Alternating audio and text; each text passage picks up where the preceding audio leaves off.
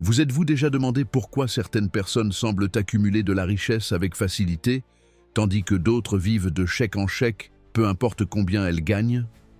Voici quelque chose qui pourrait vous surprendre. Il ne s'agit pas de combien d'argent vous gagnez. Il s'agit de suivre des principes qui ont été éprouvés pendant des milliers d'années.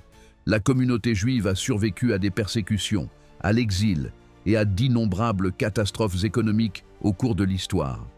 Pourtant, elle a su construire et reconstruire sa richesse de manière constante, génération après génération. Comment y sont-ils parvenus? Grâce à 7 règles d'argent qui vont à l'encontre de tout ce que la société moderne vous enseigne sur la finance. Ce ne sont pas que des théories, ce sont des principes éprouvés au combat qui ont généré plus de millionnaires par habitant que tout autre groupe culturel en France. Warren Buffett les suit, Mark Cuban aussi. Et aujourd'hui, vous allez apprendre exactement quelles sont ces règles. Mais voici une vérité controversée. La majorité des Américains fait exactement le contraire de ces règles. C'est pourquoi 78% vivent de chèque en chèque. Aujourd'hui, cela change pour vous. Première règle de l'argent. Vis en dessous de tes moyens. As-tu déjà remarqué que certaines personnes semblent toujours avoir de l'argent de côté, tandis que d'autres courent constamment derrière leurs dettes? Peu importe si elles gagnent bien leur vie ou viennent de recevoir une augmentation. Elles sont accablées par les factures, sans un euro à la fin du mois. C'est comme si l'argent leur glissait entre les doigts sans qu'elles puissent faire quoi que ce soit. La véritable différence ne réside pas dans ce qu'elles gagnent, mais dans la manière dont elles dépensent. Voilà le point essentiel. Et c'est justement là que commence la première règle fondamentale de l'argent, transmise de génération en génération dans la tradition juive. Vis en dessous de tes moyens, pas à leurs limites. Cela va complètement à l'encontre de ce que la société moderne nous enseigne. Aujourd'hui, on valorise les apparences, la consommation, le fait de vivre au jour le jour avec des luxes que nous ne pouvons souvent pas nous permettre. On applaudit celui qui achète la voiture la plus récente, qui s'endette pour le dernier smartphone, ou qui emménage dans un appartement qu'il peut à peine payer avec son salaire. Mais c'est la recette parfaite pour l'angoisse financière. Vivre en dessous de ses moyens ne veut pas dire devenir un radin qui compte chaque centime ou se priver de tout plaisir. Il ne s'agit pas de mal vivre, mais de vivre en pleine conscience. De garder un contrôle total sur l'utilisation de chaque euro que tu gagnes. Cela signifie prendre la barre de ta vie financière et cesser d'agir par impulsion. Un exemple parfait est Warren Buffett, l'un des hommes les plus riches du monde. Malgré sa fortune, il vit toujours dans la même maison qu'il a achetée en 1958 pour 30 et 1 500 $. Il pourrait s'installer dans n'importe quel manoir, mais il comprend une vérité essentielle. Exhiber sa richesse ne la construit pas. Ce qui la construit, c'est la discipline. La sagesse juive dit « Qui est riche? Celui qui est heureux avec ce qu'il a. » La véritable richesse ne réside pas dans l'accumulation d'objets coûteux, mais dans la tranquillité d'esprit. Ce n'est pas avoir la meilleure voiture du quartier ni la montre la plus chère. C'est pouvoir dormir sereinement, ne pas être angoissé par les factures, savoir que tu as un matelas financier en cas de coup dur. Quand tu vis au-dessus de tes moyens, c'est ton argent qui te contrôle. Quand tu vis en dessous, c'est toi qui le contrôles. Voilà la différence entre posséder tes finances et en être l'esclave. Voici une règle claire et puissante. Ne dépense jamais plus de 70 à 80% de ton revenu net. Les 20 à 30% restants sont sacrés. Tu dois les diviser en 3 parties. Une pour l'épargne, une pour l'investissement et une pour ton fonds d'urgence. Ce simple principe fait la différence entre ceux qui atteignent l'indépendance financière et ceux qui restent toujours sous l'eau. Tu penses que c'est impossible? Alors, essaie cet exercice révélateur. Prends tes 3 derniers relevés bancaires et surligne en rouge toutes les dépenses non essentielles. Regarde les cafés à 6 € que tu achètes chaque jour, les abonnements que tu paies mais n'utilises même pas, les achats impulsifs à chaque fois que tu entres dans un magasin ou que tu navigues sur Internet. Additionne toutes ces petites dépenses. Un café quotidien peut te coûter plus de 180 € par mois. Les services de streaming inutilisés peuvent en représenter 60 ou 80 de plus. Une visite spontanée au supermarché pour acheter au cas où peut ajouter encore 100 ou 200 euros. Petit à petit, sans t'en rendre compte, tu pourrais perdre 500 ou 600 euros par mois. Et c'est énorme. C'est suffisant pour démarrer un fonds d'urgence, rembourser une dette ou commencer à investir dans des fonds indiciels comme le S et P500, qui offrent historiquement de bons rendements à long terme. La différence entre ceux qui bâtissent leur richesse et ceux qui sont prisonniers de leur salaire ne se trouve généralement pas dans les gros achats, mais dans les petites fuites invisibles. Un peu ici, un peu là, et la moitié de ton revenu a disparu sans que tu saches où. Mais il ne s'agit pas de vivre comme un moine et d'éliminer tout ce que tu aimes. Le secret, c'est de dépenser en pleine conscience, savoir ce que tu valorises vraiment et le prioriser. Tu adores voyager? Très bien. Alors coupe dans d'autres domaines moins importants et consacre cet argent à des expériences enrichissantes. Tu es passionné par la bonne cuisine? Réduis les dépenses en vêtements ou en divertissement et profite de ces dîners spéciaux qui te font du bien. Le problème, ce n'est pas de dépenser de l'argent, c'est de le faire sans réfléchir, sans but, sans contrôle. Quand tu vis en dessous de tes moyens, chaque dépense devient un choix conscient. Tu ne réagis plus à tes pulsions ni à la pression sociale. Tu prends des décisions alignées avec tes valeurs et tes objectifs. Et surtout, tu commences à bâtir ton avenir. Car quand tes finances sont en ordre, tu ne gagnes pas seulement en paix intérieure. Tu gagnes en liberté de choix. Tu peux dire non à un travail qui ne te rend pas heureux. Tu peux investir en toi, dans tes enfants, dans ta santé, dans ta liberté.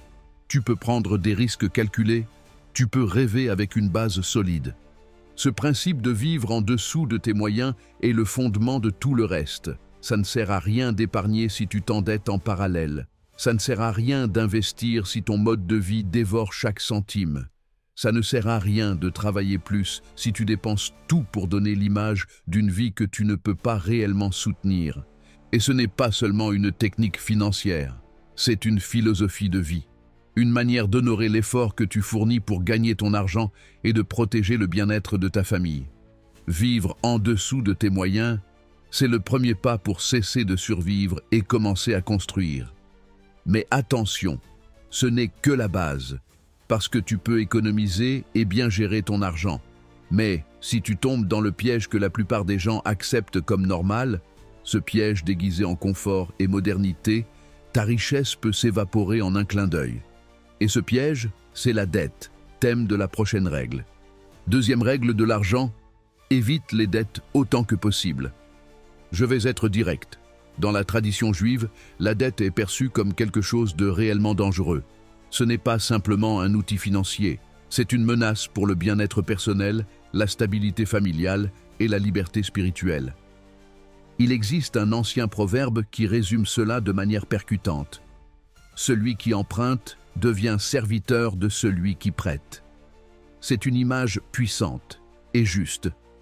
Quand tu es endetté, tu n'es plus maître de ton temps ni de tes efforts.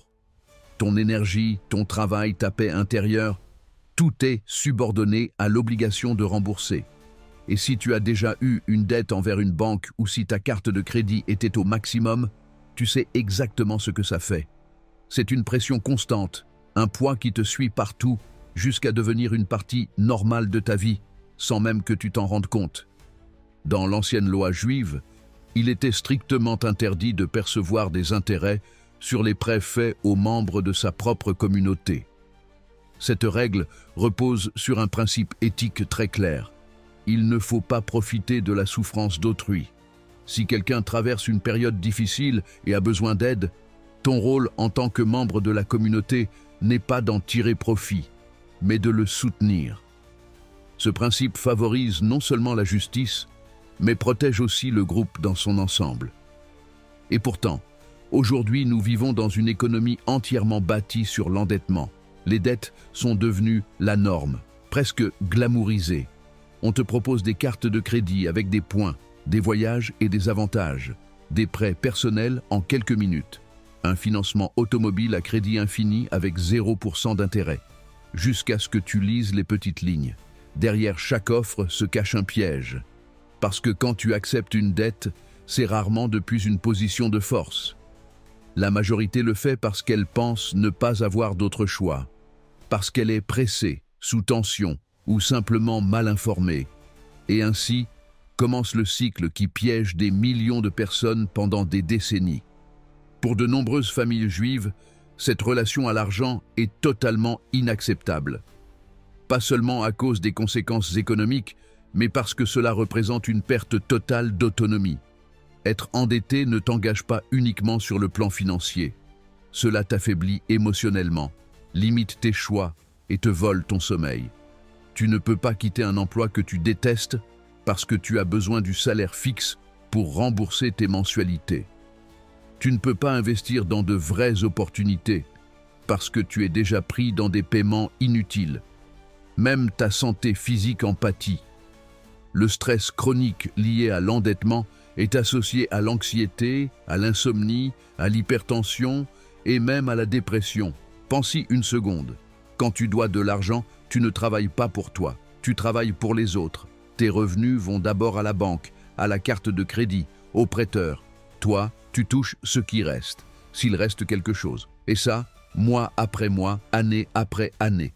Est-ce que c'est ça, la liberté? Non, c'est de la servitude déguisée en accès au crédit. Et maintenant, prête attention à cette statistique réelle et effrayante. L'Américain moyen de plus de 40 ans porte plus de 6 000 € de dette sur sa carte de crédit. Et quel est le taux d'intérêt moyen? Plus de 20%. Cela signifie que même si tu paies le minimum, la dette continue de grossir comme une boule de neige. C'est littéralement un piège financier conçu pour que tu ne t'en sortes jamais. Pendant ce temps, de nombreuses communautés juives ont adopté une autre culture, épargner avant de dépenser. Au lieu de financer un style de vie aspirationnel, elles adaptent leur niveau de consommation à ce qu'elles peuvent réellement se permettre. Beaucoup de familles évitent complètement les prêts auto. Elles préfèrent acheter des véhicules d'occasion fiables et les payer en totalité. Ce n'est pas qu'elles ne peuvent pas accéder au crédit, c'est qu'elles n'en veulent pas. Parce qu'elles savent qu'un crédit auto, c'est payer 2 fois la valeur réelle juste pour l'avoir plus vite. Tu veux te libérer de tes dettes? Voici les étapes concrètes à suivre dès aujourd'hui. Fais un inventaire complet. Note toutes tes dettes, le créancier, le montant dû, le taux d'intérêt et le paiement minimum. Rien que cet exercice te redonne du pouvoir. Ce qu'on ne mesure pas, on ne peut pas l'améliorer. Applique la méthode avalanche. Paie le minimum sur toutes les dettes, sauf celles au taux d'intérêt le plus élevé. Concentre tout l'argent supplémentaire sur celle-ci. Une fois réglé, passe à la suivante. Tu réduis ainsi le coût total et gagnes en motivation au fur et à mesure que tu élimines les soldes. Coupe la source. Si tes cartes de crédit sont le problème, n'hésite pas. Gèle-les, laisse-les à la maison ou annule-les si nécessaire. Passe au débit ou au liquide. Reprends conscience de chaque dépense. Construis un fonds d'urgence. Même si tu es endetté, mets de côté au moins 1 000 € pour les imprévus. Sans ce coussin, la moindre urgence te renverra à l'endettement. Ce fonds n'est pas un luxe, c'est une nécessité. Ajuste ton style de vie temporairement. Cuisine plus à la maison, vends ce que tu n'utilises pas, annule les abonnements. Ne le vois pas comme une punition. C'est une phase de rétablissement. C'est temporaire, et chaque sacrifice en vaut la peine. Implique ta famille. Ne porte pas ce poids seul. Parle à ta partenaire. Explique-lui le plan. Que tout le monde comprenne que c'est un investissement dans la liberté. Implique aussi les enfants. Leur apprendre à épargner est plus précieux que n'importe quel cadeau. Éviter les dettes, ce n'est pas être avare, c'est être sage. C'est choisir de vivre avec maîtrise et dignité. C'est comprendre que la liberté ne se mesure pas à ce que tu possèdes, mais à ce que tu ne dois pas. Et si tu es déjà dans une situation critique, ne te blâme pas. S'en sortir prend du temps, mais c'est possible. Personne ne construit la liberté financière du jour au lendemain.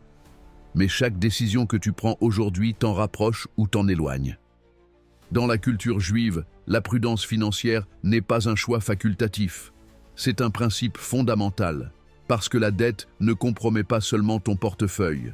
Elle compromet ta capacité à agir avec intention, à protéger ta famille, à planifier ton avenir. La vraie liberté, ce n'est pas avoir beaucoup, c'est ne devoir rien à personne. Et souviens-toi, éviter les dettes, ce n'est que la moitié de la bataille. L'autre moitié, c'est de te préparer intelligemment à ce qui vient pour qu'aucune crise future ne puisse jamais te ramener à la case départ. Mais ça, c'est le sujet de la prochaine règle. Troisième règle de l'argent, privilégie l'éducation et la connaissance. Il y a une raison puissante pour laquelle les communautés juives sont reconnues pour leur résilience. Peu importe le pays, l'époque ou le nombre de crises traversées. Elles ont été expulsées, persécutées, pillées. Et pourtant, génération après génération, elles réussissent à se reconstruire, à préserver leur identité et à retrouver leur stabilité économique. Comment est-ce possible? Ce n'est pas de la magie, c'est un état d'esprit bâti sur des siècles d'expérience. Et l'un de ses piliers les plus solides est celui-ci, ne jamais cesser d'apprendre. Dans la tradition juive, l'éducation n'est pas un privilège, c'est un devoir. Elle ne se limite pas aux enfants ou aux jeunes. C'est un engagement à vie, une discipline constante. Du Talmud jusqu'à aujourd'hui, l'enseignement est considéré comme aussi essentiel que manger ou travailler. Apprendre, c'est honorer la vie. Et plus particulièrement, l'apprentissage financier est perçu comme un outil clé pour survivre, protéger sa famille et prospérer dans n'importe quel environnement, même hostile. Le Talmud enseigne « Si tu donnes de l'argent à quelqu'un, tu l'aides pour un jour. Si tu lui transmets la sagesse, tu l'aides pour toute la vie. » Cette phrase est bien plus qu'un proverbe. C'est une philosophie d'action. Car l'argent peut se perdre, mais la sagesse demeure. Il peut y avoir de l'inflation, des dévaluations, du chômage, de l'exil. Mais la connaissance voyage avec toi. Elle est dans ta tête, tes mains, ton discernement. Personne ne peut te la confisquer. Et c'est ce qui en fait la forme de richesse la plus solide. Dans notre culture moderne, en particulier en Occident, l'éducation est souvent perçue comme une étape terminée. On va à l'école, peut-être à l'université, puis on travaille.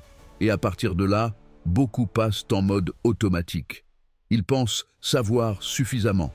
Ils se concentrent sur la production, la consommation, le divertissement, et cessent d'apprendre. Ce phénomène est particulièrement grave après 40 ans. De nombreux adultes croient avoir tout réglé, et cette confiance mal placée les rend vulnérables. L'ignorance financière, en particulier, a un prix élevé. Les études montrent que les personnes de plus de 40 ans sont les principales cibles des arnaques, fraudes, investissements douteux, erreurs de retraite et abus de la part d'institutions financières. Pourquoi? Parce qu'elles manquent d'informations à jour, parce qu'elles dépendent de conseillers qu'elles ne comprennent pas, parce qu'elles signent des contrats sans en saisir la portée, et, plus grave encore, parce qu'elles pensent qu'il est trop tard pour apprendre. Mais il n'est jamais trop tard. En réalité, plus tu sais, plus tes décisions ont de la valeur. Et plus tu es âgé, plus tu as de responsabilités. L'éducation financière n'est pas un luxe réservé aux riches. C'est une nécessité urgente pour toute personne qui veut sortir du cycle de survie, protéger sa famille et avoir de vraies options. L'exemple historique est éloquent. Au XXe siècle, des milliers de Juifs immigrés sont arrivés en France les mains vides. Fuyant guerre, pogroms et famine, ils ont travaillé en usine, dans des métiers pénibles, dans des conditions très dures. Et pourtant, ils envoyaient leurs enfants à l'école, leur apprenaient à lire très tôt et plaçaient l'étude au sommet de leurs priorités. En 2 générations, ils sont passés de la pauvreté aux professions, droit, médecine, finance, commerce. Ce n'était pas de la chance, c'était une stratégie éducative, et ce modèle est toujours vivant aujourd'hui. De nombreuses familles juives en France et ailleurs continuent à investir temps et argent dans l'éducation permanente. Elles participent à des séminaires sur l'économie domestique, s'inscrivent à des cours d'investissement, étudient les lois fiscales, créent des réseaux d'apprentissage communautaires. Elles le font parce qu'elles savent que la connaissance ne protège pas seulement, elle multiplie. Alors, comment appliquer cette règle dans ta vie, même si tu manques de temps, de ressources ou de formation? La réponse est simple. Commence avec 15 minutes par jour. Tu n'as pas besoin de plus pour débuter. Choisis un bon livre comme L'homme le plus riche de Babylone, Père riche, Père pauvre ou Je vais t'apprendre à devenir riche. Écoute des podcasts sur les finances personnelles comme The Dave Ramsey Show, Chat with Traders ou Invest Like the Best. Regarde des vidéos économiques sur YouTube. Inscris-toi à des cours gratuits sur Coursera, EDX, Khan Academy ou dans une université publique. Participe à des ateliers locaux. L'apprentissage n'a jamais été aussi accessible. Il ne te manque que la volonté. Mais il ne s'agit pas seulement de consommer du contenu. Il y a une deuxième étape tout aussi cruciale. Enseigner ce que tu apprends. Tu n'as pas besoin de donner des cours. Il suffit de partager. Raconte à ton partenaire ce que tu as compris. Demande à ton enfant ce qu'il pense d'un concept. Discute avec tes amis d'une erreur que tu as faite et comment tu la corrigerais. La conversation génère de la réflexion, et la réflexion engendre de la conscience. Enseigner t'oblige aussi à structurer tes idées. Ce qui semblait clair en lisant peut devenir confus quand tu essaies de l'expliquer. C'est le signe qu'il y a encore à creuser. Plus tu partages, mieux tu retiens. Et en aidant les autres à sortir de l'ignorance, tu renforces ta propre compréhension. Quand toute ta famille parle le même langage financier, les décisions ne sont plus des conflits. Ce sont des stratégies partagées. Un autre outil puissant, un journal d'apprentissage financier, papier ou numérique. Note chaque semaine ce que tu as appris, ce que tu as testé, ce que tu veux approfondir.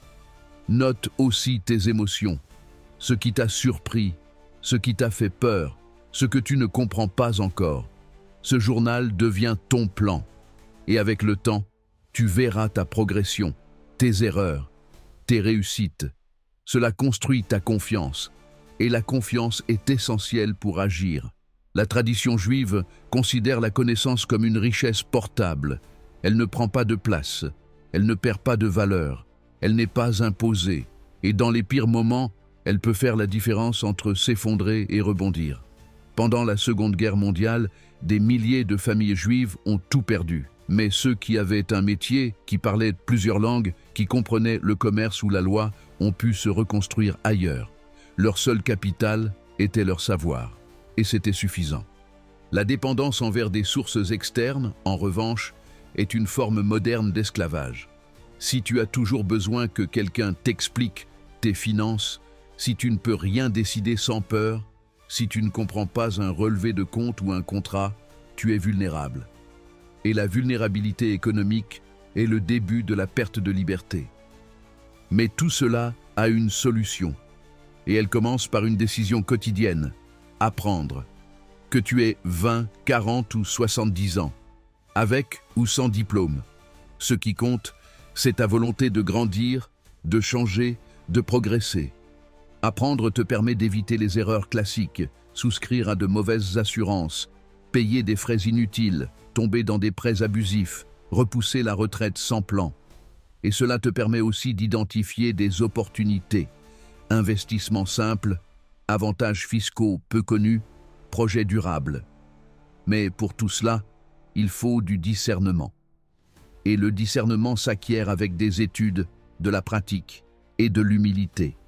Tu dois aussi apprendre à qui ne pas faire confiance.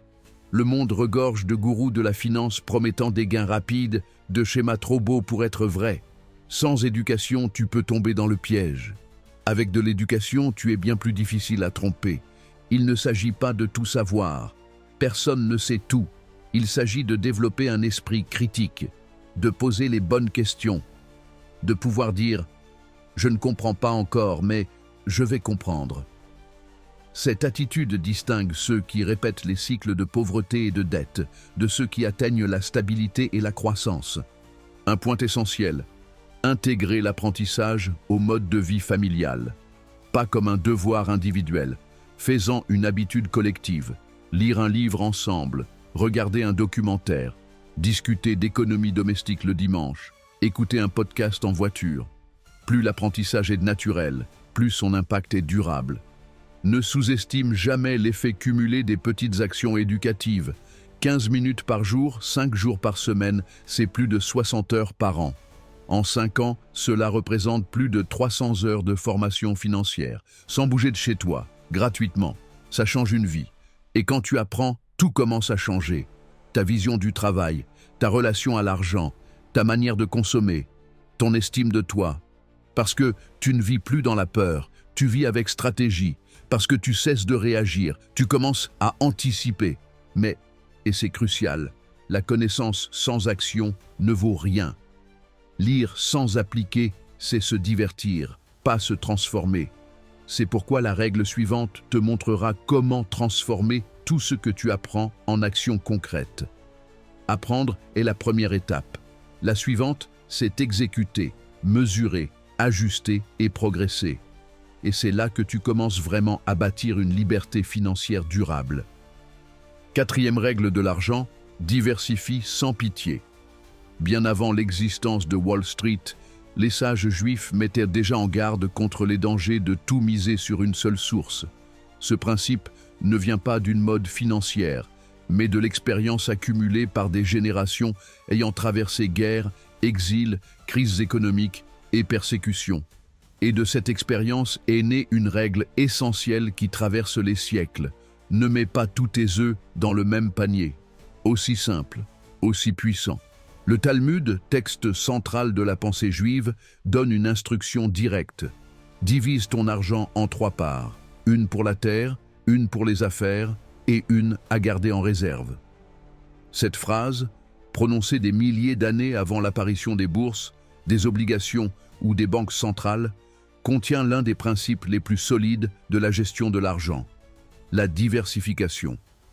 Que signifie cet enseignement aujourd'hui? Que ton argent ne doit pas dépendre d'une seule source, d'un seul secteur, d'un seul pays ou d'un seul plan. Il te faut de l'équilibre, de la sécurité et de la flexibilité. Une partie de ton argent doit être investie dans des biens tangibles comme l'immobilier ou les terres. Une autre partie doit être en mouvement, générer des revenus à travers des entreprises ou des instruments financiers.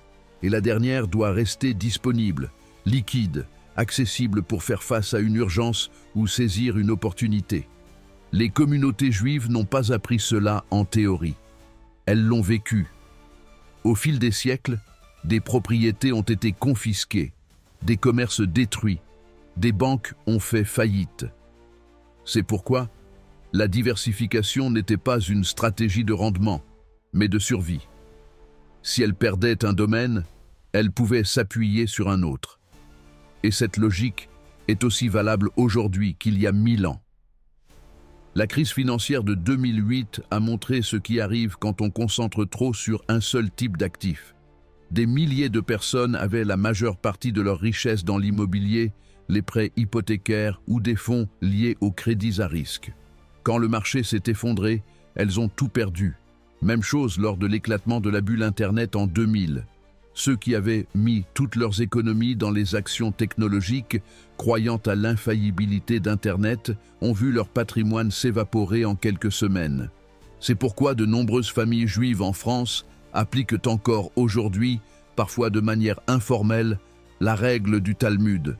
Elles répartissent leur argent entre immobilier, petits commerces familiaux, investissements diversifiés et une bonne portion de liquidité. Il ne s'agit pas d'éviter le risque, mais de le gérer. Elles savent qu'elles ne peuvent pas contrôler le marché, mais qu'elles peuvent contrôler leur niveau d'exposition. Et c'est là toute la clé. L'idée n'est pas de maximiser les gains à tout prix.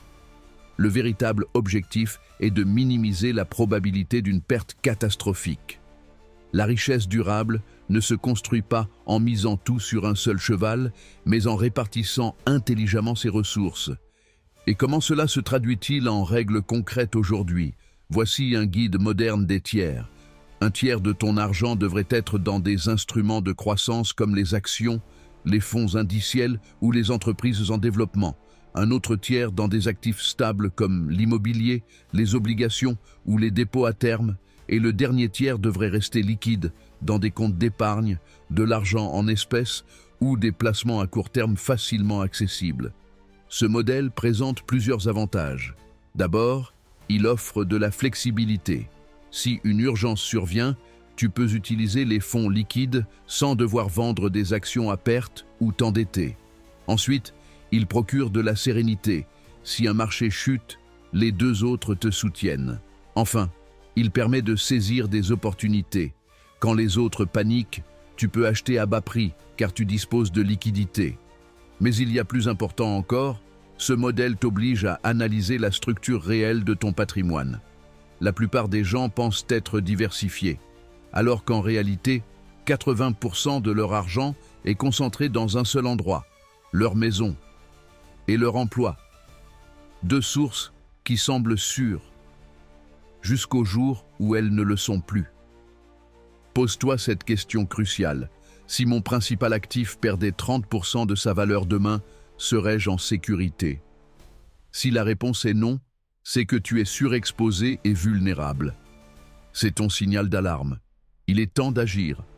Réévalue ta situation. Si tout ton argent est dans l'immobilier, commence à en transférer une partie vers des placements financiers. Si tout est en action, commence à intégrer du cash ou des revenus fixes. Si tu dépends d'un seul revenu salarié, cherche une seconde source. Freelance, vente en ligne, consulting, location. La diversification s'applique aussi à tes revenus, pas seulement à ton épargne. Diversifier ne veut pas dire répartir au hasard.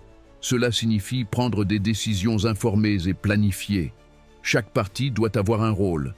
Croissance, stabilité, liquidité. Et cet équilibre peut être ajusté selon ton âge, ton contexte et tes objectifs. Si tu as 25 ans, tu peux te permettre plus de risques. Si tu en as 55, il faut être plus prudent. Mais dans les deux cas, la diversification est indispensable. Aucun actif n'est infaillible. Aucun secteur n'est éternel. Aucun plan n'est parfait. De plus, diversifier t'aide à éviter les décisions émotionnelles. Quand ton argent est bien réparti, tu ne paniques pas pour une baisse ponctuelle. Tu gardes une vision plus large, plus rationnelle. Tu comprends que le marché fonctionne par cycle et que ta sécurité ne dépend pas d'un seul résultat. Et cela, en soi, est déjà une forme de liberté. Car celui qui dépend d'une seule source vit dans la peur. Peur de perdre son emploi, peur de l'effondrement de l'immobilier, peur qu'un investissement échoue, alors que celui qui est diversifié vit avec marge de manœuvre. Il peut s'adapter, s'ajuster, résister. Mais pour que cette stratégie fonctionne, il te faut un outil fondamental, savoir exactement où va ton argent. Tu ne peux pas diversifier si tu ne sais pas combien tu as, où tu l'as mis et comment il évolue. C'est pourquoi une bonne gestion commence par le contrôle. Dresse un inventaire précis de tes actifs. Classe-les par nature. Liquidité, risque, rendement. Calcule ton exposition à chacun. Et si tu vois que plus de 50% de ton patrimoine est concentré dans une seule catégorie, ne panique pas. Agis calmement. Reconfigure progressivement. Pas besoin de tout vendre ou de faire des mouvements brusques. Commence simplement à rediriger tes nouveaux revenus vers les domaines les plus faibles. Avec le temps, tu auras un portefeuille beaucoup plus équilibré. Une autre pratique essentielle, revois ta structure tous les 6 mois ou une fois par an. La vie change, les marchés changent, tes objectifs changent. Ce qui était une bonne stratégie il y a 3 ans ne l'est peut-être plus aujourd'hui. Garde ton système à jour. Et si tu ne sais pas comment faire, apprends. Ne délègue pas totalement ta stratégie à un conseiller. Implique-toi, comprends les décisions, pose des questions, évalue. Souviens-toi que diversifier n'est pas une mode. C'est une sagesse millénaire. Elle repose sur l'observation, l'humilité, la conscience que tout peut échouer et que la seule façon de ne pas tout perdre est d'avoir plusieurs appuis. Dans un monde de plus en plus instable, avec des crises mondiales, des évolutions technologiques rapides, des guerres commerciales et des pandémies imprévisibles, la diversification devient plus qu'une stratégie financière, c'est une stratégie de vie. Car répartir tes ressources, c'est aussi répartir tes attentes. Tu ne demandes pas tout à une seule source, tu ne mises pas tout sur un seul espoir. Tu fais confiance à l'équilibre, à l'adaptabilité, à la préparation. Maintenant, laisse-moi te poser une question. Parmi ces 4 premières règles, laquelle t'a le plus marqué? As-tu déjà vécu l'angoisse d'une dette impossible à rembourser? Ressenti la paix de vivre en dessous de tes moyens? Redécouvert le pouvoir de l'apprentissage continu? Ou réalisé que ton argent était dangereusement concentré d'un seul côté? Si l'une de ces vérités t'a touché, ne la laisse pas filer. Réfléchis, note-la, partage-la. Car comme nous l'avons appris avec la 3e règle, enseigner ce que l'on apprend renforce sa croissance. Et maintenant que tu as 4 piliers solides, dépenser moins que ce que tu gagnes, éviter les dettes, te former sans cesse et diversifier sans pitié, tu es prêt à aller plus loin dans la gestion consciente de ton argent. La prochaine règle va te révéler un pouvoir discret que peu de gens utilisent, mais qui peut complètement transformer ta relation à l'argent. 5e règle de l'argent. Enregistre chaque euro. Je vais te dire quelque chose qui paraît simple, mais qui est incroyablement rare. La plupart des gens n'ont aucune idée d'où part leur argent. Littéralement, ils savent combien ils gagnent, ils savent combien ils doivent, mais ils ne savent pas où passe l'argent au quotidien. Ils le sentent, ils le devinent, mais ils ne le voient pas clairement. Et c'est là que réside le problème, parce que ce qui ne se mesure pas ne se contrôle pas. Et ce qui ne se contrôle pas se perd. Dans la tradition juive, il existe une attente profonde. Réfléchir chaque jour. Pas seulement sur le plan spirituel ou moral, mais aussi sur le plan pratique. Cela inclut rendre des comptes sur ses actions. Et parmi ces actions, l'usage de l'argent occupe une place centrale. Le Talmud enseigne qu'une personne doit examiner ses actes chaque jour et prendre du temps pour revoir ses décisions. Ce n'est pas seulement une pratique religieuse, c'est une pratique de conscience, une manière d'être présent dans ce que tu fais, de ne pas vivre en pilote automatique. Quand tu commences à enregistrer chaque euro que tu dépenses, tu ne fais pas que de la comptabilité, tu cultives de la discipline, tu développes de la conscience, tu agis avec un but. Il ne s'agit pas d'être obsédé, il s'agit d'être maître de tes décisions, de tes habitudes, de ton destin économique. Pense-y comme ceci, ton argent est un soldat. Si tu ne lui donnes pas un ordre clair, il se disperse, se perd, se désorganise. Et ensuite, tu te retrouves à la fin du mois à te demander « Mais où est passé tout cet argent ?» Et cette question se répète mois après mois, année après année, jusqu'à ce qu'un jour, cela ne suffise plus. Pas parce que tu gagnes peu, mais parce que tu n'as jamais su où se trouvait la fuite. Les entrepreneurs juifs, même les plus modestes, sont reconnus pour leur obsession de la comptabilité. Ils tiennent des livres précis. Ils vérifient chaque entrée. Ils enregistrent chaque dépense. Même dans les petites entreprises familiales où les marges sont serrées, le contrôle du flux est total. Et ce n'est pas une coïncidence, c'est une stratégie, parce qu'ils savent que chaque centime mal géré peut faire la différence entre croître ou faire faillite. Dans les communautés ultra-orthodoxes, où de nombreuses familles vivent avec des revenus très limités, cette pratique est poussée à l'extrême. Pas par peur, par efficacité. Ils enregistrent tout. Ils savent exactement combien coûte le maintien de la maison, nourrir les enfants, payer le transport, couvrir les urgences. Et comme ils connaissent chaque chiffre, ils peuvent anticiper, s'ajuster, prioriser, économiser là où d'autres ne savaient même pas qu'ils perdaient. Pendant ce temps, plus de 65% des Américains ne suivent aucun type de budget. Ils ne suivent pas réellement leurs dépenses. Ils vivent avec une sensation constante d'anxiété financière. Ils sentent que l'argent ne suffit pas, mais ne savent pas pourquoi. Cela engendre frustration, disputes familiales, stress chronique, décisions impulsives et souvent un endettement inutile. La solution n'est pas compliquée, mais elle demande de la constance. Choisis un système que tu peux maintenir. Si tu es de la vieille école, utilise un carnet. Note chaque dépense avec la date et une catégorie. Si tu préfères le numérique, utilise Excel ou Google Sheets. Si tu préfères les applications, il y a plein d'options. Winab, You Need a Budget, EveryDollar, FinTonic, Spendy. Le meilleur outil, c'est celui que tu utilises tous les jours, pas le plus sophistiqué. Commence par un audit de 7 jours. Note absolument tout ce que tu dépenses. Oui, même ce café à 2 euros. Ce pourboire. Cet achat impulsif, ne le justifie pas. Enregistre-le simplement. À la fin de la semaine, classe les dépenses en catégories: logement, alimentation, transport, divertissement, santé, éducation, etc. Et regarde les totaux. Tu vas être surpris. Il y a toujours quelque chose que tu pensais insignifiant, mais qui représente une fortune à la fin du mois. Une fois que tu as ce cliché, fais-le chaque semaine. Chaque dimanche soir, consacre 10 minutes à revoir ce qui est entré et ce qui est sorti. Fais-en un rituel. Comme vérifier ses emails, comme faire les courses. Cette routine va changer ta perception de l'argent. Tu vas commencer à voir des schémas, tu vas détecter des habitudes inutiles, tu vas prendre de meilleures décisions. Enregistrer chaque euro n'est pas une pratique pour les riches, c'est une pratique pour les responsables. Peu importe si tu gagnes beaucoup ou peu. Ce qui compte, c'est de savoir ce que tu fais avec ce que tu as. Parce qu'une personne qui gagne 5 000 et qui gère bien peut être plus tranquille que quelqu'un qui gagne 15 000 et ne contrôle rien. La tranquillité ne vient pas du montant. Elle vient de l'ordre.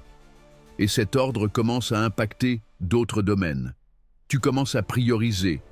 Tu commences à distinguer entre l'urgent et l'important. Tu commences à dire non sans culpabilité. Tu commences à planifier. Tout cela naît de l'acte simple de regarder tes chiffres. En plus, en enregistrant tes dépenses avec constance, tu te rends compte de combien coûte réellement ton style de vie. Pas celui que tu imagines, pas celui que tu montres sur les réseaux, mais celui que tu paies chaque jour. Et là, tu peux te demander, est-ce que cela reflète mes valeurs? Est-ce que je dépense dans ce que je veux vraiment? Ou est-ce que je reproduis des routines héritées? Par exemple, beaucoup de gens disent « j'aime bien la bonne nourriture », mais dépensent une fortune en livraison de mauvaise qualité.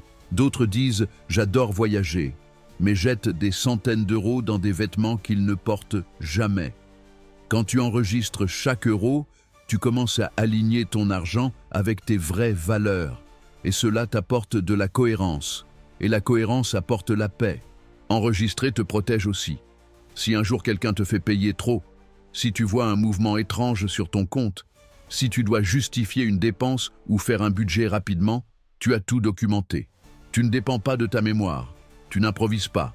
Tu as de la clarté. Et la clarté, c'est du pouvoir. Cette habitude te permet aussi d'évaluer tes progrès. Si tu veux épargner 20%, si tu veux réduire les dépenses inutiles, si tu veux investir davantage, tu as d'abord besoin d'une base de données. Sans enregistrement, pas de diagnostic. Et sans diagnostic, pas de traitement. Une technique complémentaire est d'utiliser la règle de l'enregistrement réflexif. Chaque fois que tu fais un achat, note-le immédiatement et demande-toi, était-ce nécessaire? Aurait-il pu attendre? Est-ce que ça en valait la peine? Pas pour culpabiliser, mais pour prendre conscience. À mesure que tu répètes cet exercice, tes habitudes changent. Tu achètes avec plus d'intention. Tu dépenses avec plus de contrôle. Un autre avantage d'enregistrer chaque euro est que tu peux impliquer ta famille. Montre les chiffres à ton partenaire, crée un tableau visuel avec tes enfants, partage les objectifs.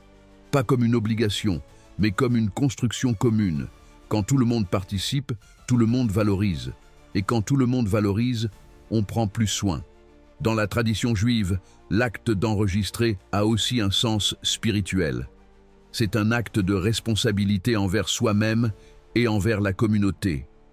Savoir comment tu utilises tes ressources n'est pas seulement utile. C'est un acte d'honnêteté, un engagement envers ton avenir. La plupart des gens croient que la richesse vient du fait de beaucoup gagner et tout garder. Mais c'est incomplet. La vraie richesse commence quand tu prends le contrôle absolu de ce que tu as. Peu importe le montant. Si tu ne le protèges pas, il disparaît. Et si tu le gères intelligemment, il croît. Enregistrer chaque euro te donne quelque chose que l'argent seul ne peut pas te donner. L'appropriation. Cela te donne le contrôle. Cela te donne la possibilité de prendre de vraies décisions. Cela te rend le pouvoir. Tu n'es pas un spectateur de ta vie financière. Tu en es le protagoniste. Et quand tu as ce pouvoir, tu ne vis plus dans la peur de la fin du mois. Tu n'as pas besoin d'utiliser ta carte pour combler les trous. Tu ne te surprends plus avec des dettes imprévues. Tu sais exactement où tu en es. Et tu sais comment avancer. Mais c'est ici que la plupart se trompent. Ils pensent que l'argent consiste à tout garder pour soi. Que si tu enregistres, épargnes, planifies, c'est parce que tu veux accumuler. Alors qu'en réalité, ce qui vient ensuite est tout aussi important que tout ça. Apprendre à donner. Parce qu'un argent bien géré ne te libère pas seulement toi. Il te permet d'aider les autres. Il te permet de faire partie de quelque chose de plus grand. Et c'est le thème de la 6e règle, qui ne concerne pas l'accumulation, mais le partage depuis un lieu de stabilité. 6e règle de l'argent, donne avec générosité. Construis une communauté. Voici une vérité qui pourrait te surprendre. L'une des règles financières les plus anciennes du judaïsme enseigne qu'il faut toujours donner, même quand tu as l'impression de ne pas pouvoir te le permettre. Il ne s'agit pas d'une suggestion morale ou d'une coutume optionnelle. C'est une obligation éthique et spirituelle, profondément enracinée. Mais il y a un point crucial.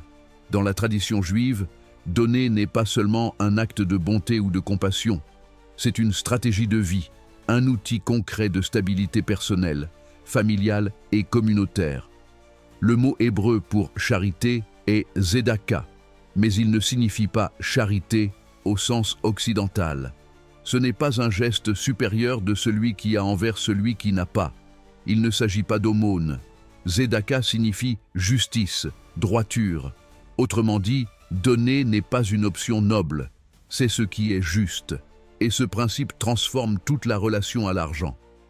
Le livre des Proverbes le dit de manière percutante. La zedaka sauve de la mort. Pour beaucoup, cela peut paraître exagéré ou métaphorique, mais ce ne l'est pas. Dans la pratique quotidienne, donner avec générosité construit des réseaux de soutien qui sauvent des vies, car lorsqu'une communauté est habituée à aider l'autre de manière systématique, cette communauté devient une protection invisible mais réelle. Beaucoup de familles juives croient fermement que donner non seulement ne t'appauvrit pas, mais t'enrichit de manière globale. Cela te connecte, cela te protège, cela te maintient au sein d'un tissu social qui, le moment venu, peut aussi te soutenir. Même ceux qui vivent de la charité dans la tradition juive sont tenus de donner quelque chose. Pourquoi? Parce que donner ne dépend pas du montant, mais de l'intention. Car le simple acte de donner, même une petite pièce, brise la mentalité de pénurie et réaffirme la dignité de celui qui donne. Il ne s'agit pas seulement de transférer de l'argent, il s'agit d'adopter une position active envers l'autre, de te rappeler que tu n'es pas seul et que tu ne devrais pas vivre comme si tu l'étais. Zedaka n'est pas simplement un acte financier, c'est un pilier de l'âme communautaire. Dans de nombreuses familles juives, on enseigne dès le plus jeune âge l'habitude de donner. Un exemple classique et très symbolique, chaque vendredi avant Shabbat, les enfants mettent des pièces dans une boîte de zedaka. Peu importe si c'est une grosse ou une petite pièce. L'important, c'est le geste répété, l'acte, la routine. Parce que ces routines créent des valeurs. Elles forgent la conscience, elles renforcent l'identité. Et quand donner devient un acte naturel, ce n'est ni difficile, ni douloureux, ni remis à plus tard. On le fait simplement. En temps de crise ou de besoin, ces communautés montrent leur force. Comment? Par l'entraide systématique. Ce n'est pas de la charité occasionnelle. C'est une structure de soutien. Des fonds communautaires sont organisés pour couvrir des frais médicaux, payer des scolarités, aider à relancer des entreprises en échec, assister des veuves, des orphelins, des personnes âgées. Personne n'est laissé seul, personne n'est exclu. Parce que le réseau est tissé par des milliers de gestes quotidiens de générosité. À l'inverse, beaucoup d'Américains, et l'on pourrait dire aussi de nombreuses personnes à travers le monde, ont tendance à repousser l'acte de donner jusqu'à se sentir à l'aise financièrement. Ils attendent d'avoir plus de revenus, d'être plus stables, de se sentir prêts à partager. Mais la sagesse juive dit l'inverse. Commence maintenant, avec ce que tu as, au niveau que tu peux. Parce qu'attendre le moment parfait pour donner, c'est comme attendre le moment parfait pour commencer à vivre. il ne vient jamais. Établis une règle de don claire et concrète. Cela peut être le classique 10% de tes revenus ou 5%, voire 2% si tu débutes. L'important n'est pas le pourcentage exact. Ce qui compte, c'est l'engagement ferme. Que cela devienne une part de ta structure financière, comme toute autre obligation mensuelle. Que cela ne dépende ni de l'humeur, ni de l'impulsion, ni du caprice. Que ce soit une décision consciente, soutenue, planifiée. Tu peux donner à différentes causes. Il n'y a pas une seule bonne manière de donner. Églises, synagogues, banques alimentaires, refuges pour sans-abri, programmes éducatifs, fondations médicales, groupes de quartier, même à des membres de ta famille ou des amis traversant une période difficile. L'essentiel est que tu ressentes que tu participes activement à la construction de quelque chose qui te dépasse. Que ton argent ne travaille pas seulement pour toi, mais aussi pour le bien commun. Automatise tes dons mensuels. Paramètre-les comme n'importe quel autre paiement régulier. Qu'ils sortent de ton compte comme le ferait l'électricité ou le gaz. Cela élimine la friction de la décision. Cela réduit les oublis. Cela t'oblige à prioriser ce que tu dis valoriser. Et surtout, cela libère de l'énergie mentale. Tu n'as plus à débattre intérieurement chaque mois si tu vas donner ou non. Tu l'as déjà décidé. Tu l'honores. Implique ta famille. Parle du sujet. Montre à tes enfants où va cet argent. Demande-leur quelles causes leur tiennent à cœur. Laisse-les voter, participer, s'enthousiasmer. Qu'ils comprennent qu'être généreux n'est pas quelque chose qu'on fait quand il reste du surplus, mais quelque chose qui fait partie de ton identité. Cela génère un but partagé. Crée une culture familiale.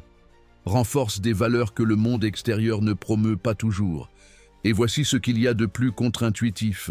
Beaucoup de personnes qui adoptent cette habitude découvrent qu'au lieu de se sentir plus limitées, elles se sentent plus prospères.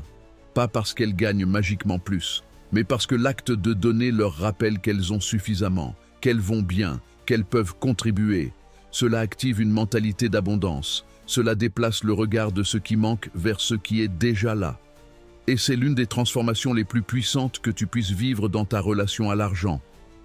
Tu veux plus de preuves concrètes?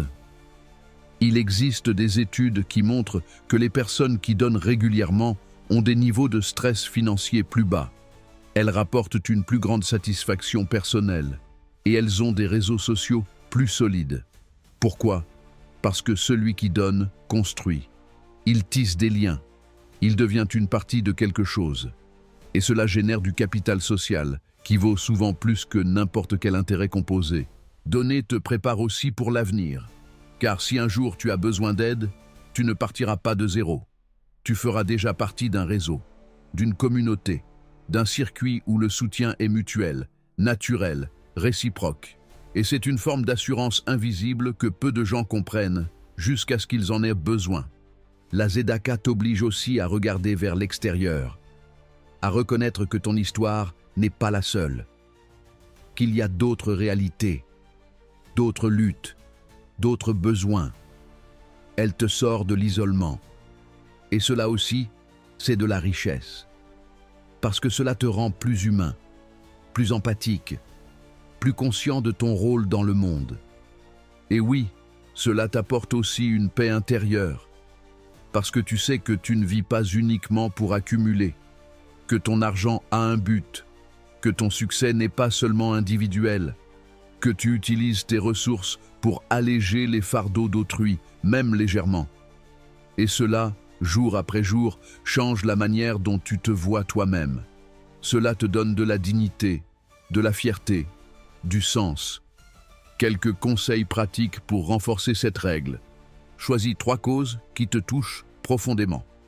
Pas seulement par compassion, mais par connexion personnelle. Définis un pourcentage mensuel de tes revenus à donner. Commence bas si nécessaire, mais commence. Automatise tes dons par prélèvement programmé. Tiens un registre annuel de ce que tu as donné, non pas pour te vanter, mais pour évaluer et ajuster. Implique ton partenaire, tes enfants ou tes amis. Partage l'expérience. Ne sous-estime pas l'impact des petits montants. L'essentiel est la constance. La culture dominante te dit « accumule plus, protège ce qui est à toi, assure ton avenir ». La sagesse juive te dit « donne plus, aide les autres, construis une communauté ». Deux visions différentes, deux chemins opposés. L'un t'isole, l'autre te relie.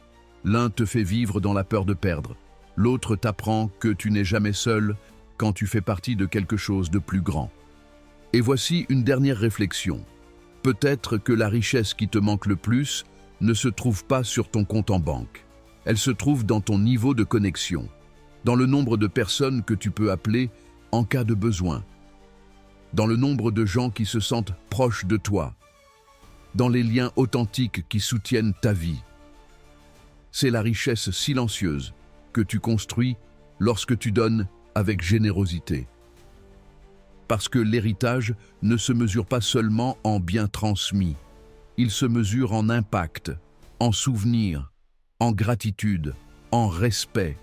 Et tout cela naît de l'acte simple, profond et puissant de partager ce que tu as, pas ce qui te reste, ce que tu choisis de donner. Mais tous ces efforts n'ont de véritable sens que si tu es prêt pour la suite. Parce que la vie ne consiste pas seulement à donner dans le présent, elle consiste aussi à protéger l'avenir. Et c'est pourquoi la 7e règle de l'argent est la clé pour que tout cela dure.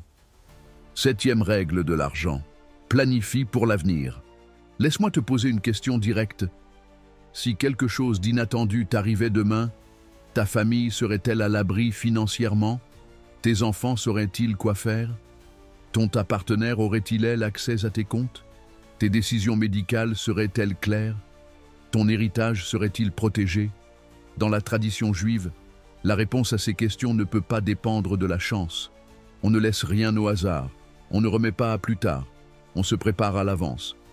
Car lorsqu'il s'agit de protéger le fruit de tes efforts, le temps joue toujours contre toi si tu n'agis pas.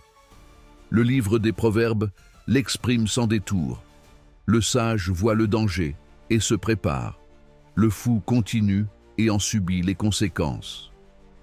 C'est là toute l'essence de la planification financière. Il ne s'agit pas seulement de bâtir une richesse, mais de la protéger. Il ne s'agit pas d'être pessimiste ni de vivre dans la peur. Il s'agit d'être réaliste, parce que la vie est incertaine. Les crises ne préviennent pas. Les accidents ne demandent pas la permission. Les maladies n'envoient pas de signaux doux. Et si tu ne prends pas des décisions claires aujourd'hui, d'autres les prendront à ta place demain, et pas toujours dans ton intérêt. Depuis des siècles, les familles juives cultivent une vision à long terme. Elles ne se concentrent pas seulement sur le fait de gagner de l'argent, mais sur le fait de le protéger, de le faire fructifier intelligemment et de le transmettre avec un but. L'idée d'héritage n'est pas abstraite, elle est concrète. Elle implique une planification juridique, un ordre documentaire, un dialogue intergénérationnel, une vision familiale. Elle implique de penser au-delà de soi-même, de comprendre que la richesse sans structure disparaît en une génération. C'est pourquoi de nombreuses familles juives ont des plans multigénérationnels. Elles ne prévoient pas seulement des fonds pour l'université des enfants, elles en créent pour leurs petits-enfants. Elles souscrivent des assurances vie, non seulement pour couvrir les dépenses immédiates, mais pour garantir une stabilité pendant des décennies. Elles achètent à l'avance leurs emplacements funéraires, évitant ainsi de laisser cette charge émotionnelle et financière à leurs proches. Elles laissent des instructions claires. Elles documentent leurs décisions. Elles désignent des mandataires légaux. Elles transmettent connaissances, coutumes, valeurs, parce qu'elles savent que l'argent n'est qu'une partie du patrimoine. Le reste est culturel, émotionnel, spirituel. À l'inverse, beaucoup d'Américains de plus de 40 ans, et en réalité des gens du monde entier, repoussent la planification patrimoniale. Ils la voient comme quelque chose de lointain, ennuyeux ou inutile. Ils pensent que c'est réservé aux millionnaires, mais la vérité est autre. Si tu as une famille, tu as un patrimoine à protéger. Même si tu n'as pas des millions, tes décisions financières ont un impact. Et si elles ne sont ni écrites ni organisées, elles peuvent rapidement se transformer en chaos. Un accident, une hospitalisation, un décès soudain, et tout ce que tu as construit peut devenir confusion, douleur et conflit. Alors, par où commencer? D'abord, Mets de l'ordre dans tes documents juridiques de base. Testament. Détermine ce qu'il advient de tes biens à ta mort. Sans lui, c'est l'État qui décide. Procuration légale ou notariée. Permet à quelqu'un d'agir légalement pour toi si tu ne peux pas le faire. Directive médicale anticipée. Exprime tes volontés en cas d'incapacité. Désignation de bénéficiaires. Assure-toi que tes comptes, assurances et fonds ont des bénéficiaires à jour. Ces documents ne sont pas optionnels, ils sont essentiels. Peu importe si tu as 30, 50 ou 70 ans. Peu importe si tu es célibataire ou marié. Si tu as des enfants ou non. La planification ne fait pas de distinction d'âge ni de niveau de revenu. Nous avons tous besoin d'un plan. Ensuite, révise ton plan de retraite. Si tu as accès à des régimes comme le 401G ou l'IRA, maximise tes cotisations. Si tu n'en as pas, élabore ta propre stratégie d'épargne pour la retraite. Utilise des fonds indiciels, des comptes d'investissement avec avantages fiscaux ou des produits adaptés à ton profil. Il ne s'agit pas d'être obsédé par un chiffre magique. Il s'agit de comprendre combien tu auras besoin, combien tu génères et s'il existe un écart entre les deux. Troisièmement, fais une analyse claire de tes revenus futurs par rapport à tes dépenses prévues. Évalue si ton style de vie actuel est durable à long terme. Si tu prends ta retraite à 65 ans, as-tu les ressources pour vivre encore 20 ou 30 ans sans dépendre de quelqu'un? Si ta source principale de revenus disparaît, as-tu d'autres sources? As-tu des actifs liquides? Un plan pour les urgences médicales? C'est là que la plupart se trompent. Ils pensent que l'avenir ressemblera au présent. Mais les dépenses augmentent, les risques se multiplient, la santé évolue, le marché fluctue, et sans marge de manœuvre, on souffre. Quatrièmement, envisage de travailler avec un conseiller financier fiduciaire. Le mot-clé est fiduciaire, car cela signifie qu'il a l'obligation légale d'agir dans ton intérêt, pas dans le sien. Évite les conseillers qui gagnent des commissions en vendant des produits. Recherche un accompagnement transparent, personnalisé et orienté sur le long terme. Un bon conseiller ne t'aide pas seulement à faire croître ton argent, il t'aide à dormir en paix. Cinquièmement, crée un dossier d'urgence familiale. Il peut être physique ou numérique, mais il doit être bien organisé, protégé et accessible à tes proches. Que doit-il contenir?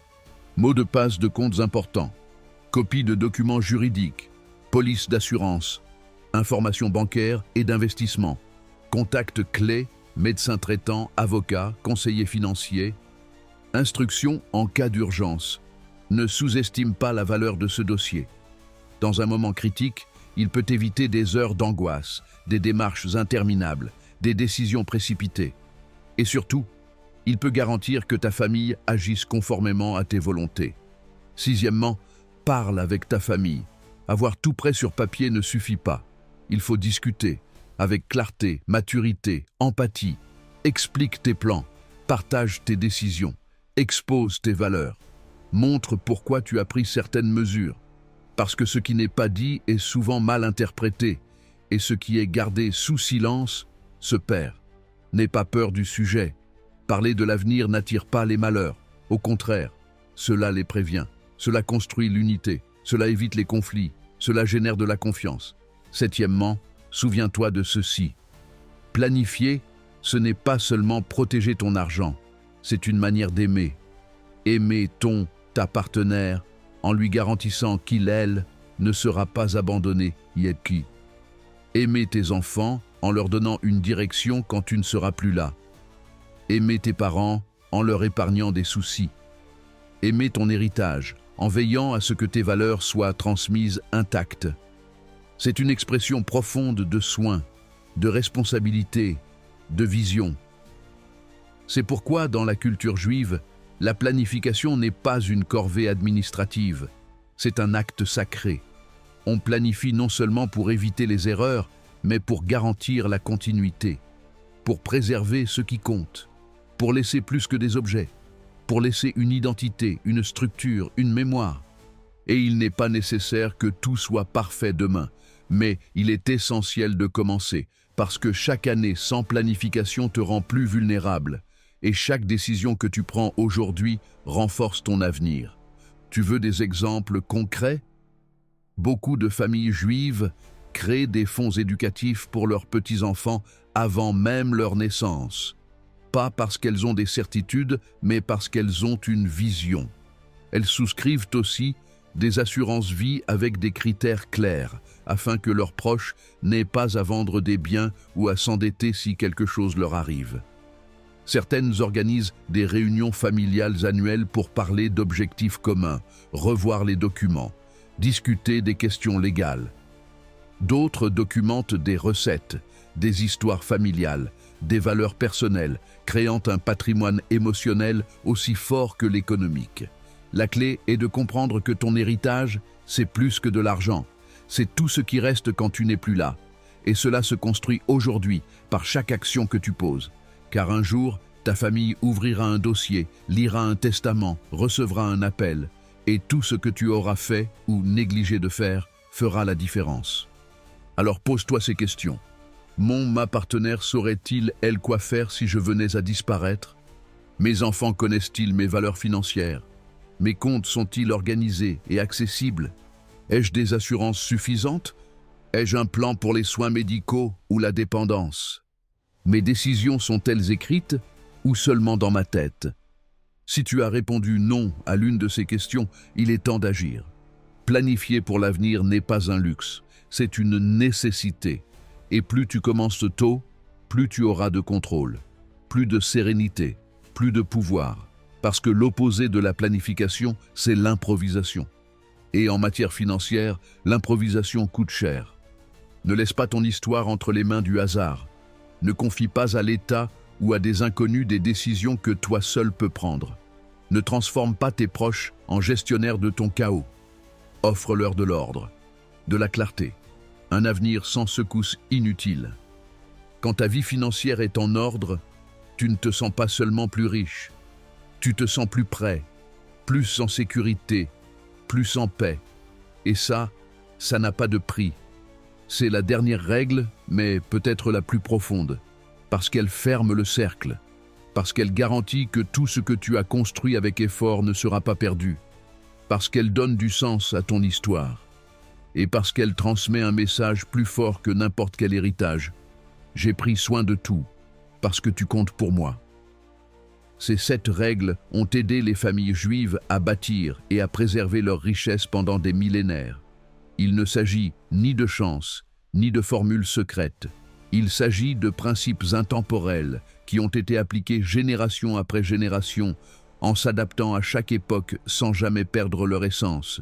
Elles ont survécu à l'effondrement d'empires, aux guerres, aux persécutions, aux crises financières mondiales, aux bouleversements technologiques et aux transformations culturelles profondes. Et malgré tout, la structure a tenu. Pourquoi? Parce que ces règles ne reposent pas sur des modes. Elles ne dépendent pas du marché. Elles ne suivent ni gourou ni tendance. Elles ne promettent pas de résultats immédiats, mais elles garantissent quelque chose de plus précieux. La résilience, la clarté et la continuité. Vise en dessous de tes moyens. Évite les dettes. Priorise la connaissance. Diversifie sans pitié. Enregistre chaque euro. Donne avec générosité. Planifie pour l'avenir. Aucune de ces idées ne semble extravagante. Il n'y a rien que tu ne puisses commencer à appliquer dès aujourd'hui, avec ce que tu as, là où tu es. Mais l'impact qu'elles génèrent au fil du temps est colossal.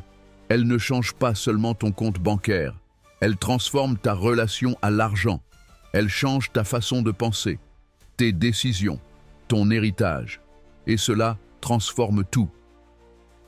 Aujourd'hui, beaucoup de gens restent piégés dans un système qui les pousse à dépenser sans réfléchir, à s'endetter sans contrôle, à ignorer l'éducation financière, à dépendre d'une seule source de revenus, à ne pas savoir où passe leur argent, à vivre isolés et sans communauté, et à repousser des décisions clés comme si le temps était infini.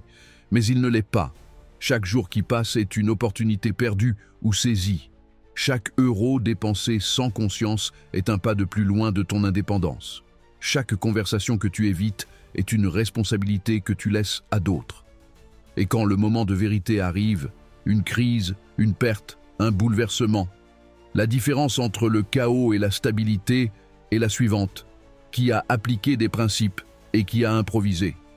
La décision, en fin de compte, t'appartient. Tu peux continuer à faire ce que tout le monde fait, consommer sans réfléchir, repousser l'essentiel, suivre des conseils contradictoires, courir après l'argent sans jamais l'atteindre. Ou tu peux faire autrement. Tu peux t'approprier la sagesse d'une communauté qui a surmonté l'impensable et la transformer en structure, en prévoyance, en communauté et en véritable richesse. Tu peux arrêter d'attendre un coup de chance et commencer à construire pas à pas.